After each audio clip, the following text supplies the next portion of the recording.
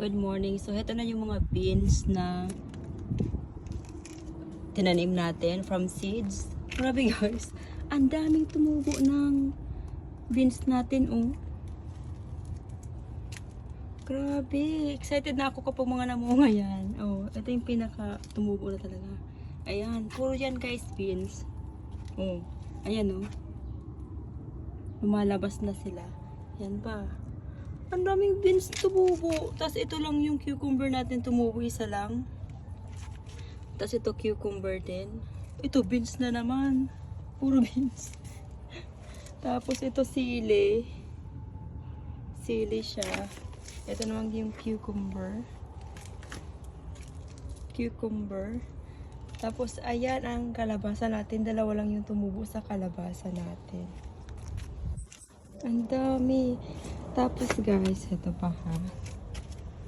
Yung ito kamote natin yan. Wala pa, hindi pa tumutubo yung kamote natin.